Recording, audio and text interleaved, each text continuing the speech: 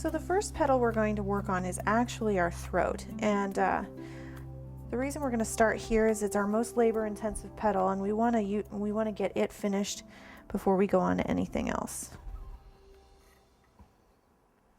I'm just going to clean up that edge a little bit. And what I'm going to do is I'm just placing it in my veiner, however it fits. There we go.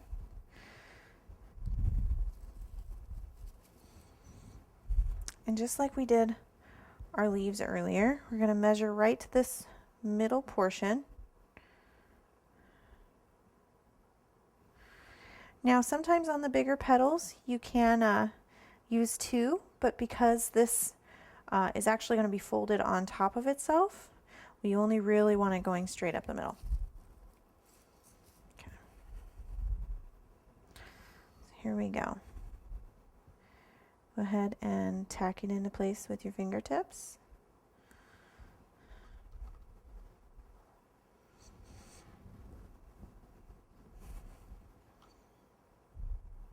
Make sure you get nice adherence, especially down at the bottom. It's very important. And then we're going to kind of pinch and really twist off that extra. Not only does that give you a cleaner edge, but it really helps your petals stick together. And what we're going to do now is we're actually going to dust it next. So what we're going to do is start with a little bit of your yellow, not too much. And we're just going to kind of dust this very bottom middle base part, following up the center. Just like that.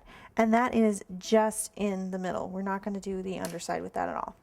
Now we're going to start with our lighter purple, our violet, and we're just going to hit sort of the outsides of where our yellow was.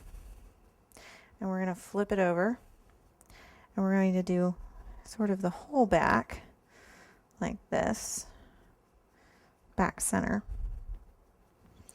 And then once we have that kind of very nice gradation going, we're going to pick up some of that very vibrant fuchsia, that dark purple, darker purple. And we're going to just hit these edges.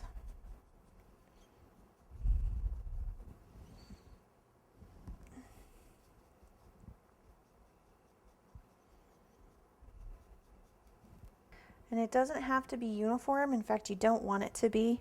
Nothing in nature is perfectly symmetrical or even. And it will really add realism to your orchids if they're allowed to have a little kind of natural life to them.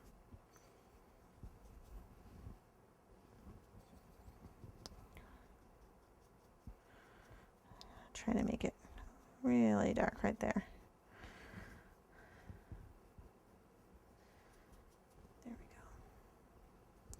Now, once you're happy with kind of your coloring, we're going to move off our paper towel